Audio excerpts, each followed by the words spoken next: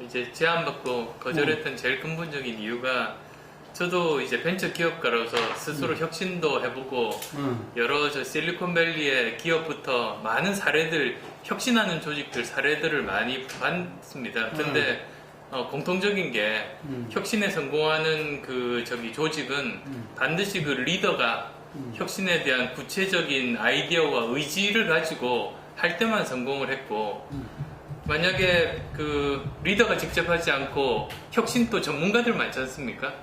전문가를 불러서 하는 혁신 중에서 성공한 예가 없습니다. 저는 그래서 그 문 대표가 직접 혁신을 해야 된다고 봤던 입장이고, 또 더 나가면 그 전당대회 때 혁신하고 변화하겠다고 해서 당원들이 그 선출한 거 아닙니까? 그렇죠. 그래서 당대표가 되는 그래서 그건 이제 공약 사항이기도 하고 해서 이제 직접 해야 된다고 했는데요. 그런데 만약에 또 뭐 김상곤 위원장 체제로 그렇게 한다면 저는 꼭 필요한 조건이 이 모든 게 왜 생겼는가?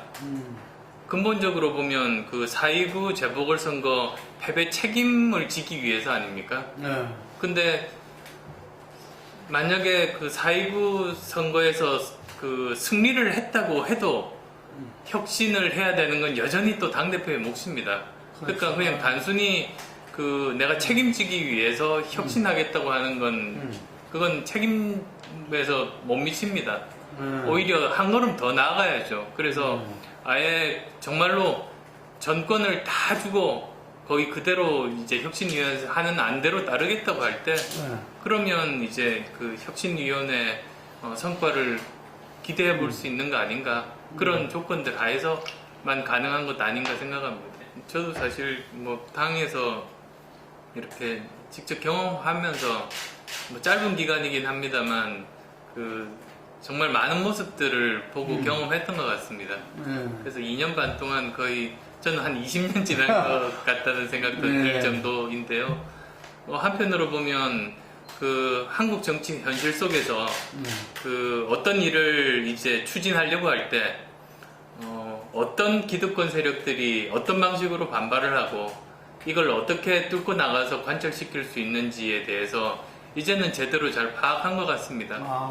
뭐 거의 상상할 수 없을 정도, 말로만 들어서는 정말 모르는 것 같습니다. 오히려 직접 이렇게 현장에서 경험해 보니까 이제는 저기 확실히 깨달았고, 미리 이런 경험을 할 수 있어서 정말 다행이다 생각이 듭니다. 나중에 이제 계속 정치를 하면서 더 중요한 순간들이 다가오게 될 텐데, 그럴 때 그 제대로 그 일들을 만들어내지를 못하면 더 곤란할 거 아니겠습니까?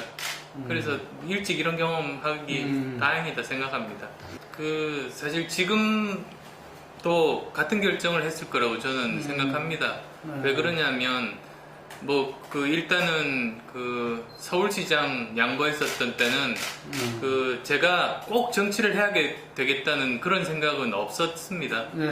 그리고 이제 그 우리 한국 사회가 너무 인재를 안 키우는데 만약에 저하고 박 시장하고 두 사람이 출마해서 결국은 한 사람은 떨어지면서 자칫 소멸돼 버리면 그게 한국 사회로 봐서는 큰 손실이 아니겠는가, 저 그런 생각이었는데 그래서 이제 양보를 하게 됐는데요.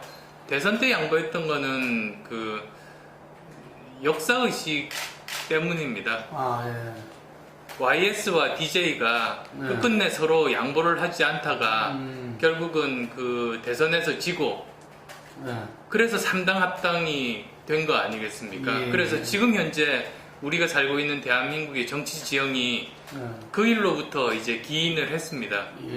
그런데 이제 그 우리 그 후배들은 그 선대로부터 역사로부터 배우고 같은 실수를 반복하지 않아야 우리나라가 계속 발전할 수 있다는 그런 생각을 가지고 있었기 때문에 그 당시에 이제 그 아마도 이제 지금도 찾아보면 나올 것 같은데요.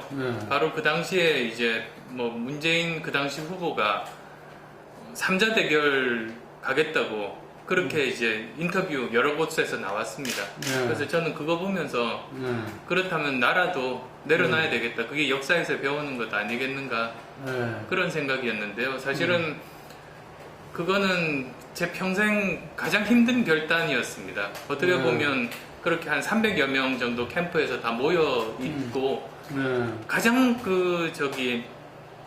손쉬운 방법이 끝까지 그대로 가는 겁니다. 삼자 대결도 불사하고 그렇게 가면 그렇죠. 그건 고민할 필요도 없이 어느 정도 이제 대선이 계속 진행되고 있던 와중이기 때문에 그냥 그대로 흘러가는 대로 가면 그게 제일 고민 안 하고 할 수 있는 방법인데요. 오히려 내려놓는 거는 엄청나게 고통스러운 결정이고 결단입니다, 사실. 그런 과정을 거쳐서 역사의식으로 결단을 했기 때문에 지금 이제 그 이후로 정치가 어떻게 돌아가는지를 이제 굉장히 짧은 시간에 압축 경험을 한 지금도 아마 그때로 돌아가면 그럴 수밖에 없지 않았을까 싶습니다.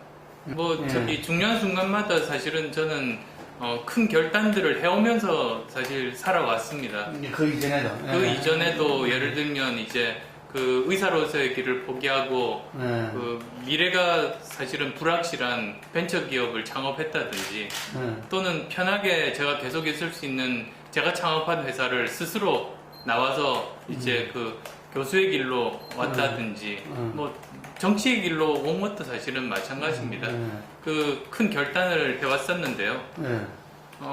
정치는 약간 다르다고 생각을 한 것이 그전에는 제가 지난 일에 대해서 그렇게 구구절절 설명하는 스타일은 아닙니다. 오히려 시간이 지나면 진실은 밝혀진다고 믿으면서 그리고 실제로 또 그렇게 되어왔습니다. 그렇게 왔는데 정치는 좀 다른 것이 적극적으로 다른 해석을 하고 표명하는 상대방이 있는 것이기 때문에 이거는 시간이 간다고 그냥 없어지는 거는 아닌 것 같습니다. 그래서도 저는 어쨌든 그때 대선 후보 양보할 때 지금까지 제 평생 가장 큰 결단, 결심, 고통스러운 고민의 결과였었습니다. 그래서 심약한 사람은 절대로 그렇게 못합니다. 이제 처음 이야기가 나온 게 아마 서울시장 때 재보궐선거 때일 겁니다. 그렇지만은 계속 저는 정치가 아니라 다른 여러 분야에서 우리나라를 위해서 공헌할 수 있는 방법이 많다고 생각했습니다. 그래서 열심히 저는 저로서의 길들을 걸었었는데요. 대선이 가까워 오면서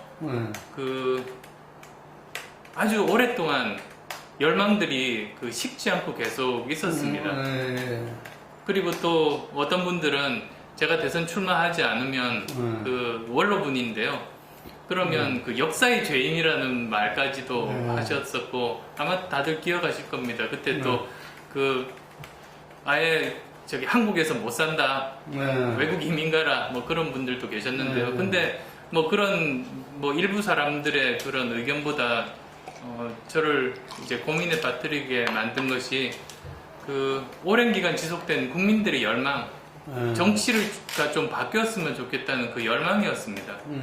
그래서도 그러면 제가 이분들의 열망을 실현할 수 있는 도구가 될 수 있으면 좋겠다. 그러면 내가 도구로서 한번 역할을 하겠다고 해서 정치를 이제 시작을 하게 됐습니다. 그러니까 저한테는 정치는 적성의 문제가 아니라 소명의 문제라고 생각합니다. 그리고 지금 이 순간도 계속 열심히 도구로서의 역할을 다하기 위해서 열심히 노력하는 중입니다. 그 당시 고민도 한 가지는 아니었습니다. 여러 가지였었는데요. 그 중에 하나는 일단 제가 그렇게 먼저 이렇게 통합하려고 결심한 것은 아니고 일단은 제안을 받았지 않습니까? 그때 이제 이게 우리나라 거대 양당 구조 중에서 한 당을 이제 개혁할 수 있는 기회를 가지는 거 아니겠습니까? 그러면 어쩌면 불확실하지만 크게 이렇게 바꿀 수 있는 기회라고 생각을 했습니다. 그 다음에 또 다른 축으로는 만약에 이대로 그냥 지방선거를 치를 때 아마도 고통스럽지만 이제 새누리당에서 대다수의 단체장들을 또는 지방 의원들을 가져갈 가능성들이 훨씬 높았습니다. 특히 이제 수도권 같은 일류 경우는 가야가 되니까. 예. 그렇게 됐을 때 그러면 이제 그 다음 총선이라든지 그 다음 대선 때 그 박근혜 정부에 대해서 그 조직적으로 그 대항할 수 있는 기반을 잃어버리는 셈입니다. 그게 또 하나의 고민이었습니다. 아, 예. 그 사실은 규모로 보면 지방선거가 가장 큰 선거 아니겠습니까? 예. 몇천 명이 이제 뽑히는 선거인데요. 예. 그런 고민들과 합해서 이제 결국은 통합의 결심을 하게 됐는데요. 뭐 여러 가지가 있습니다만 결과적으로는 지금 현재 많은 그 저 지방자치단체장들이나 의원들이 그 존재할 수 있는 게 야당 쪽에서의 그런 분들이 존재할 수 있는데 그 나름대로 그 제가 많은 역할들을 했다고 생각합니다. 그게 제가 가진 보람 중에 하나입니다. 그래서 그나마 지금 이제 그 박근혜 정부의 그 무능과 무책임에 국민들이 지금 정말로 지쳐있고 분노하고 있지 않습니까? 이럴 때 그나마 이제 거기에 대해서 싸울 수 있는 기반이 지금은 존재하는 이 상황이기 때문에 그게 어떻게 보면 제가 그 통합함에 따른 제일 큰 성과 내지는 그 보람이라고 생각합니다. 결국은 야당이 실력이 부족해서라고 저는 봅니다. 아, 예. 그리고 실력이라고 하면 저는 가장 중요한 게 신뢰라고 보는데요. 예. 그 정말로 야당에게 국가를 맡겼을 때 예. 과연 그 믿고 맡길 수 있겠는가? 또는 우리나라를 제대로 잘 경영할 수 있고 그 다음에 국민들이 가진 그 민생 문제, 삶의 문제들을 잘 해결할 수 있겠는가에 대한 믿음이 부족한 겁니다. 그러다 보니까 결국은 선택은 그 뭐라고 합니까? 익숙한 실망감에 선택하는 것이 아닌가. 불확실성보다 야당의 불확실성보다 그냥 익숙한 실망감에 표를 주는 것은 아닌가. 그래서도 지금 야당이 우리 국가의 미래를 위해서도 민생을 위해서도 제대로 자리 잡아서 다시 신뢰를 회복하는 게 그 저는 역사적인 사명이라고 생각합니다. 뭐 문재인 대표가 그 이기는 정당에 대해서 이야기를 했습니다만 사실은 저는 한 걸음 더 나가야 된다고 봅니다. 이기는 정당이라는 거는 지금의 그 새누리당과 같이 되겠다는 것밖에 되지 않지 않습니까? 근데 한 걸음 더 나가서 우리가 이기는 것이 우리 국가를 위해서, 국민을 위해서 도움이 된다는 믿음을 줘야 됩니다. 그러니까 저는 중요한 건 신뢰받는 정당인 것 같습니다. 그래서 뭐 만약에 지더라도 신뢰할 수 있는 정당이면 국민들이 빚진 마음을 가지겠죠. 그러면 다음에 더 기회를 더 많이 받을 확률이 높아질 겁니다.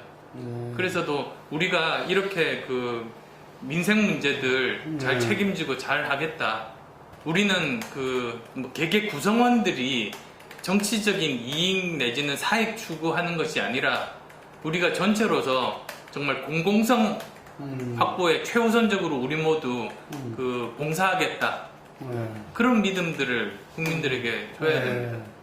저는 국민들의 그 변화와 개혁의 열망을 믿는 사람입니다. 그 아무리 다른 뭐 저기 절대적으로 사실은 객관적으로 지금 언론 환경이라든지 또는 뭐 다른 여러 가지 그 여건상 야당에게 불리한 환경인 거는 맞습니다.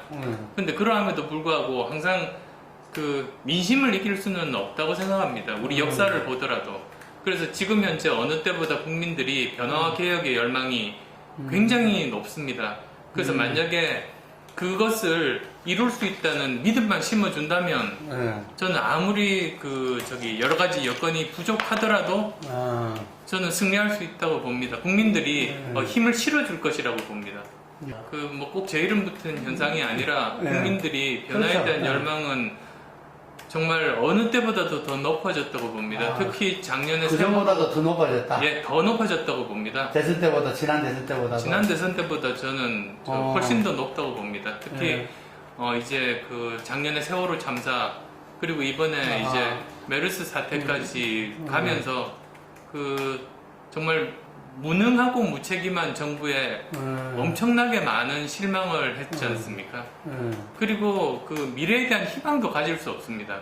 지금 현재 중국 같으면 시진핑의 그 1대1로 그 비전으로 지금 중국이 점점 힘들어지고 있으면서도 거기에 지식인이나 국민들은 그 굉장히 희망을 가지고 있고 일본 같으면 이제 아베노믹스가 제대로 작동하기 시작하면서 이제는 우리 잘 될 수 있다는 그 희망으로 사람들이 똘똘 뭉쳐집니다. 근데 유독 우리나라만 지금 거의 신뢰할 수 없는 정부, 그러면 각자 도생할 수 있는 방법밖에는 없지 않습니까?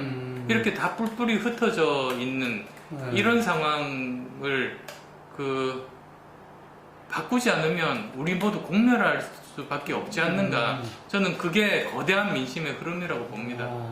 사실 어떤 일이 생겼을 때 뭐 저기 그 그냥 쉬운 표현으로 총사령관을 찾지 않습니까? 근데 지금은 국민들이 어떤 일이 생겼을 때 총사령관이 보이지를 않는 겁니다. 그러면 방황하고 실망하고 이제 분노하고 그럴 수밖에 없지 않습니까? 그래서 저는 단지 총사령관이 총사령관으로의 역할을 해주시오, 그런 그 국민들의 민심을 전달하기 위해서 이야기를 하고 있습니다. 제가 이제 그 의사 출신입니다. 그리고 또 더구나 지금 보건복지위원회에 있습니다. 그러다 보니까 메르스에 대해서도 5월 27일 날 그러니까 뭐 정치권에서 이슈가 되기 시작할 때 가장 초창기 때 여러 가지 문제점들을 지적하고 지금까지도 열심히 이야기를 하고 있습니다. 그리고 어차피 정치권에서는 다 역할들이 다르지 않습니까? 자기가 맡은 지위에 따라서 대통령은 대통령의 역할, 그 다음에 자치단체장은 자치단체장의 역할, 또 국회의원은 국회의원의 역할이 있습니다. 그런데 저는 어떻게 하든 이 사태를 수습하기 위해서 어떤 일들을 정부가 해야 되는가, 행정부가 어떤 일을 해야 되는가, 그걸 이제 조언하는 입장이었습니다. 그래서 여러 가지 중요한 포인트들이 많이 반영이 됐습니다. 그러니까 이제 정보 공개 요구라든지 또는 그 이제 전문가에게 그 저기 결정 권한을 주는 문제라든지 또는 이제 대통령이 직접 현장을 챙기라는 그 요구라든지 뭐 그런 여러 가지 요구들이 반영이 됐었는데요. 그 제가 이제 그 전문가 입장에서 그 보는 시각이 이제 메르스는 기본적으로 그 감염력이 아주 높은 그런 그 감염 질환은 아닙니다. 그런데 국가적인 방역 시스템 자체가 너무나 허술하기 때문에 많이 퍼져 있는 겁니다. 그러면 이 상황에서는 이 국가적인 그 방역 시스템만 제대로 그 동작하게 한다면 우리가 그 어느 정도 뭐라고 합니까? 제어할 수 있는 그런 감염병입니다. 그래서 처음에 질문이 뭐였었죠? 안에 그 방미 연계. 네. 약간 설명이 길었습니다. 그래서 지금도 사실은 그 이제는 병원 감염이 주인 그런 그 감염병이기 때문에 이 부분에 대해서는 그 컨트롤 타워가 지금도 혼선이 있는데요. 컨트롤 타워를 확실히 세우고 이 방미를 아예 그 연기하기보다는 짧게 2박 3일 정도 갔다 오는 게 저는 더 옳은 결정이었다고 봅니다. 근데 만약에 이제 연기를 한다면 그럼 오히려 더 적극적으로 본인 스스로 이제 대통령 스스로가 컨트롤 타워를 자임하고 더 적극적으로 이 일에 뛰어들어야 된다고 봅니다. 실제로 문제 푸는 게 정말로 중요하다고 보는 입장입니다. 그래서 계속 중요한 그 때마다 그 여러 가지 정부에서 반영돼야 될 부분에 대해서 저기 이야기하고 이제 그 저 같으면 보건복지부 장관한테 요구해서 실제로 그게 관철되도록 만들고 그런 일들을 열심히 해왔습니다. 그래서 뭐 어떤 직을 맡는 게 중요한 건 아니지 않습니까? 누구한테 보이기보다는 실제로 문제를 해결할 수 있는 부분에 집중해왔다는 점 말씀드립니다. 아마 그 김상곤 위원장께서 맡아서 그 잘 하시리라고 믿습니다. 그리고 이제 그 방향도 잘 잡아서 결과를 내기를 기대합니다.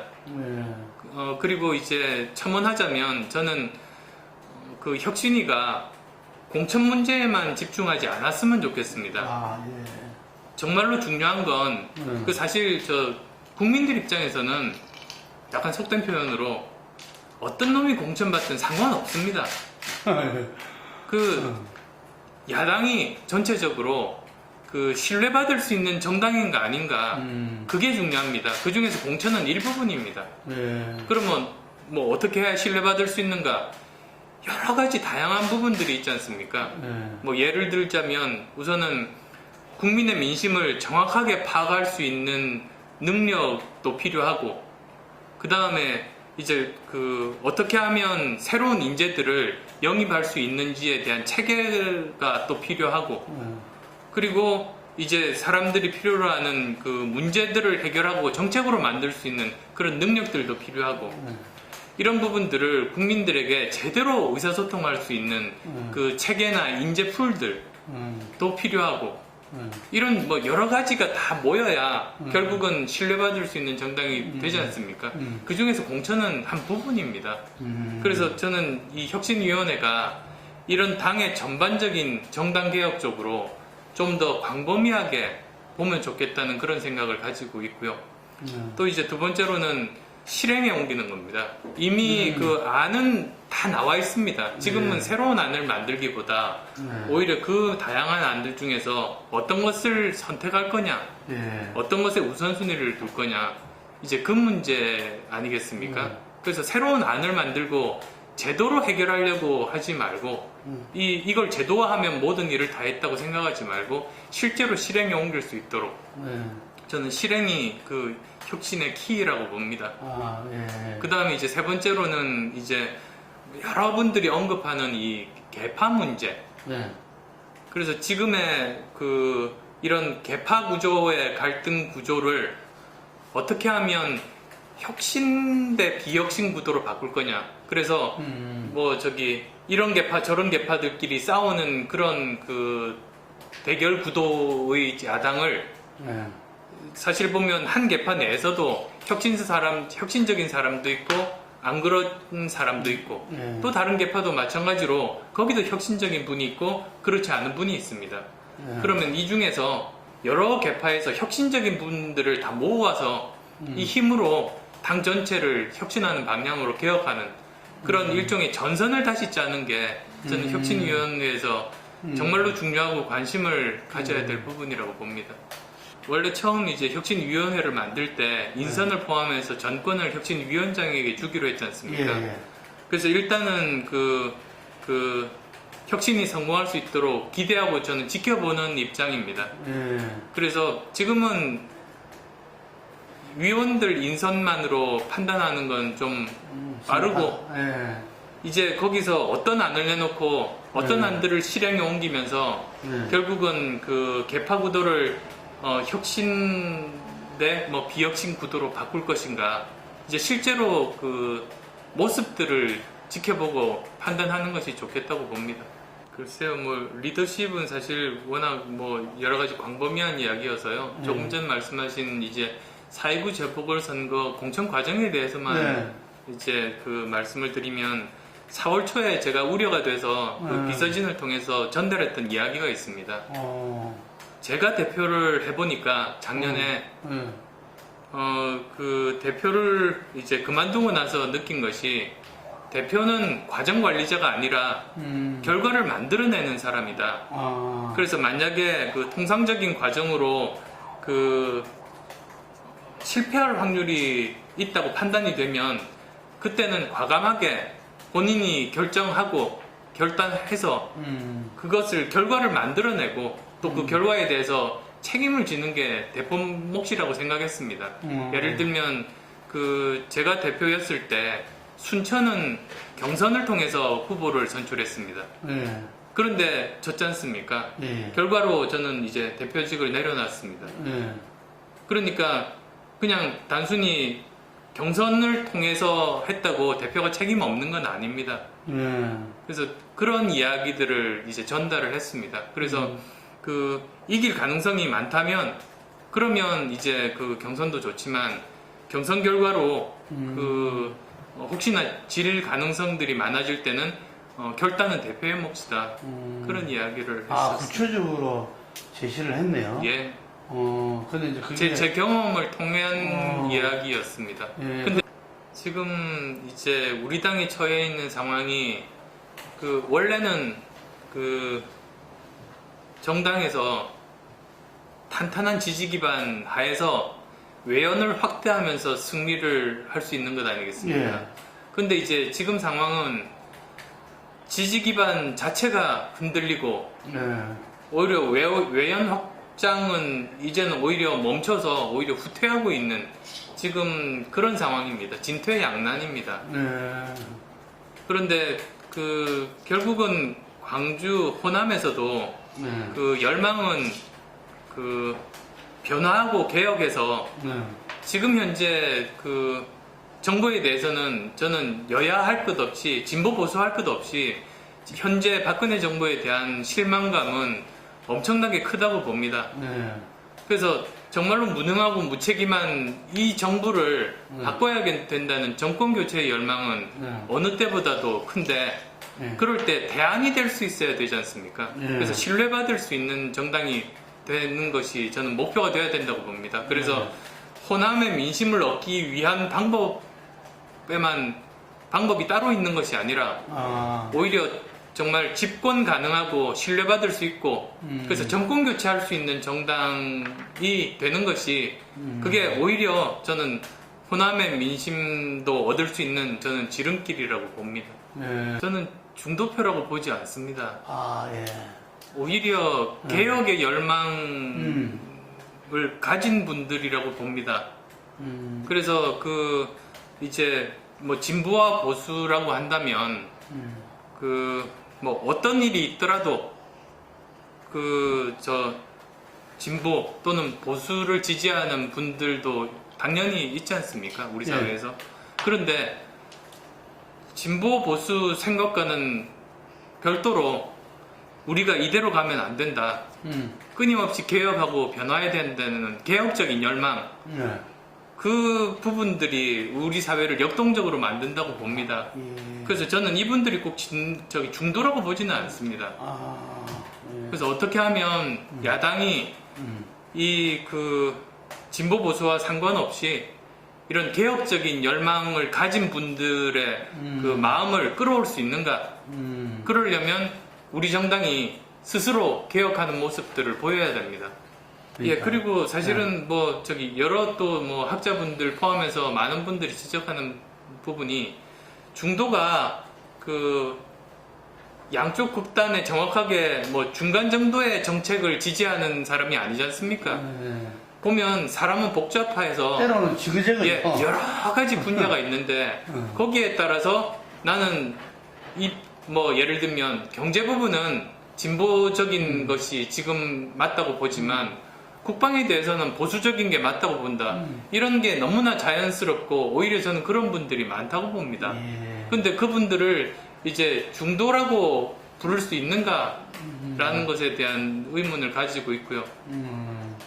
그게 꼭 제가 중도라서 지지를 받았다기보다 그런 변화와 개혁의 열망을 많이 가진 분들의 지지를 받았다고 저는 생각하고 있습니다. 그리고 그건 앞으로도 계속 저는 그 열망은 더 커지고 있다고 봅니다. 예, 제가 가진 가장 큰 문제의식이 지금 우리 사회가 그렇지 않아도 힘든데 이대로 가다가는 일본보다 더 심한 더 장기간의 불황에 빠지는 길로 지금 계속 가고 있다고 봅니다. 그리고 최근 한두 달 사이에 그게 지금 추세가 가파라지고 있습니다. 지난 6개월간 수출이 계속 연속으로 감소하고 있습니다.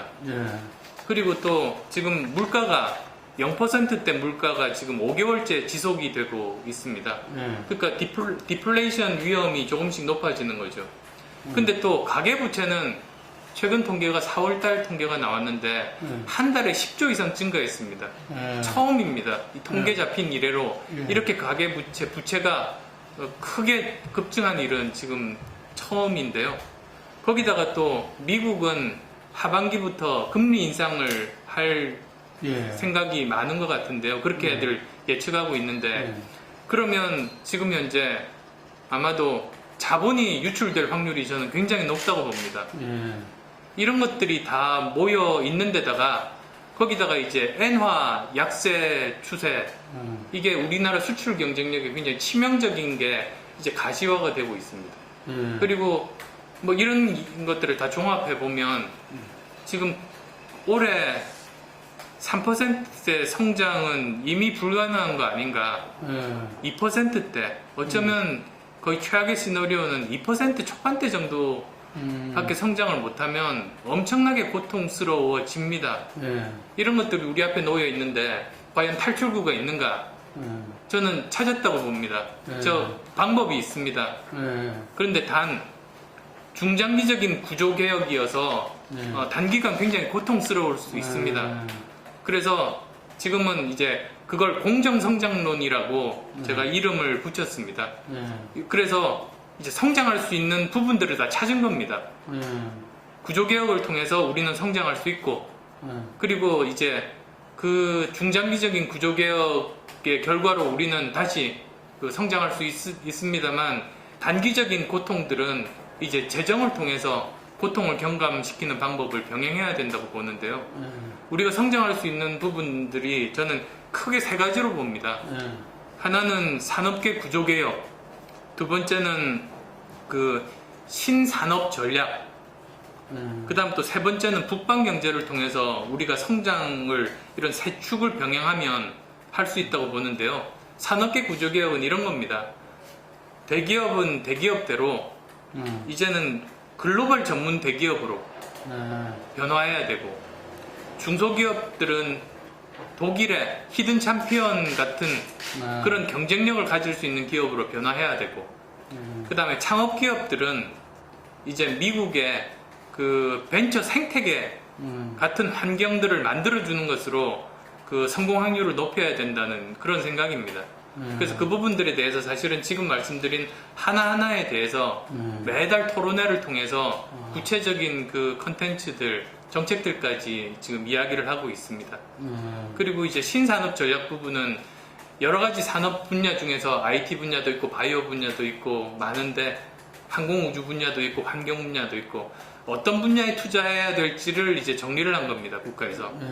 그 다음에 북방 경제 부분은 이제 작게 보면 북한과의, 그리고 좀 더 넓게 보면 그 중국이나 러시아 또는 일본까지 포괄해서 그 새로운 그 성장할 수 있는 부분들에 대한 그 방안들을 찾아서 그걸 이제 정리를 하고 발표를 했습니다. 그래서 이런 부분들을 우리가 지금부터라도, 사실 박근혜 정부가 제 생각을 좀 받아서 지금부터라도 일을 시작을 하면 저는 좋겠습니다. 그래서 뭐 박근혜 대통령의 공이 된다고 해도 좋습니다. 왜냐하면 지금 이제 2년 반을 더 기다린다는 게 너무나 고통스럽기 때문에 정말로 절박합니다. 창조경제가 제가 대선 때 혁신경제를 발표한 일주일 후에 그 사실은 모방해서 나온 겁니다. 그런데 미처 구체적인 컨텐츠들까지 가져가시지를 않아서 지금 보면 그 단기적인 처방들만 있지 중장기적인 구조적인 처방들이 다 빠져 있습니다. 그럼 오래 가지 못합니다. 예를 들면 창업에 대해서도 사실은 창업 기업들이 제대로 잘 되기 위해서는 어떻게 하면 창업 기업들의 성공 확률을 높일 수 있는가, 그 다음에 한번 실패한 기업가에게는 어떻게 재도전 기회를 줄 수 있는지 그쪽 정책을 줍니다. 중요한데 오히려 창업하는 기업들에게 돈을 나눠주는 그 단기적인 처방만 있습니다. 근데 이대로 가면 위험한 것이 우리나라가 OECD 국가 중에서 창업 기업의 성공 확률이 제일 낮습니다. 3년 후에 40% 기업만 살아남습니다. 이런 그 토양을 바꾸지 않고 창업한다고 돈을 나눠주면 지금 박근혜 대통령 임기 말이 되면 실패한 청년 기업가들이 대거 양산이 될 겁니다. 그 새로운 창조를 할 때 새로운 창조가 어느 분야에서 누가 할지 모릅니다. 그러면 그 자연스럽게 누구나 위험에 도전할 수 있고 도전한 결과로 그 경쟁하는 가운데서 공정하게 반칙이 일어나지 않고 경쟁이 돼야 되고, 그리고 그 결과로 크게 성공할 수 있어야 됩니다. 성공 확률을 높여야 됩니다. 이런 토양들을 만들어 줘야지 창조가 일어나는데, 그런 토양은 전혀 바뀌지 않고 정부에서 주도하고 대기업에서 후원하는 방식으로의 창조는 지금까지 성공한 예가 없습니다. 그리고 또 더구나 그 역량을 전국 17곳에 분산하지 않습니까? 그런 방식으로는 저는 성공하기 힘들다고 봅니다. 정말 우리에게 좋은 환경의 시기가 있었습니다. 이제 박근혜 정부 초반에. 그리고 그때 이제 만약에 그 제대로 어떤 그 전략을 세워서 치밀한 전략 하에서 그 강원 정책을 병행하고, 그 다음에 대통령과 외교부 장관이 역할 분담해서, 예를 들면 대통령은 냉담할 수 있지만 외교부 장관은 끊임없이 상대와 소통하면서 여러 가지 기회를 이렇게 작업을 통해서 만들어 나갈 수 있습니다. 특히 이제 일본과의 관계 말씀드리는 건데요. 그 좋은 시기를 다 놓쳐버리고 지금은 오히려 뒤에서 이제 끌려가는 상황이 됐습니다. 이건 그 국익 차원에서 엄청나게 손실을 지금 보는 겁니다. 그리고 항상 우리가 역사적으로 보면 그 강대국 간의 역학관계가 바뀔 때 한반도가 항상 가장 큰 피해를 봤었습니다. 근데 지금이 강대국 간의 역학관계가 바뀌고 있는 굉장히 중요한 시기여서 이 외교가 어느 때보다도 중요한데 지금 그 제대로 잘 안 되고 있고 점점 이제 여러 가지 환경이 불리해지고 있습니다. 그래서 그 지금부터라도 제대로 이제 그 전략들을 세워서 그걸 이제 뭐 대통령이나 청와대에서만 결정하는 것이 아니라 전부 공유를 해서 그 강원 병행하고 역할 분담하고 그런 것들이 지금 일어나야지 된다고 생각합니다. 벌써 좀 늦었습니다. 대북 관계도 안타까운 것이 지금까지 또 우리 그 뭐 대북 관계의 역사들을 보면 그 우리가 북한과의 관계에 있어서 어느 정도 주도권을 갖고 있을 때 외교적으로도 여러 가지 문제들이 잘 풀렸습니다. 그리고 그게 이제 우리가 목소리를 낼 수 있는 또 든든한 기반도 될 수 있지 않습니까? 그래서 지금은 그런데 처음에 이제 박근혜 대통령이 그 대선 과정에서 많은 사람들이 기대를 했던 것이 이명박 대통령과는 다르겠구나. 이제 그런 기대들을 하고 있었지 않습니까? 그렇죠. 근데 결과적으로 보면 지금 원칙만 고집하고 신뢰 프로세스라고 하지만 상대방에게 먼저 신뢰의 증거를 요구하니까 결국은 그게 제대로 되지 않는 겁니다. 그래서 오히려 지금 상태는 우리는 우리대로 그 요구 조건들이 있지 않습니까? 그런 그 요구 조건들, 또 북측은 북측대로 또 요구 조건들이 있어서 이건 먼저 안 하면 이제 대화 안 하겠다고 지금 그런 상황인데, 일단은 우리가 먼저 대화를 하는 게 저는 중요하다고 봅니다. 그래서 그런 차원에서 그 오이사 조치를 뭐 선제적으로 해제하기보다 오히려 그 이제 그 북측에다가 그 삐라 뿌리는 문제, 그거부터 먼저 우리 국민들 보호 차원에서 그 일단은 그 하지 않도록 조처를 하고 오이사 조치에 대해서 대화를 해보자. 그렇게 저는 제안하면 어떨까 싶습니다. 그러면 그 대화 과정에서 이제 서로 간의 협상을 통해서 하나씩 서로 해결해 나갈 수 있지 않을까 봅니다.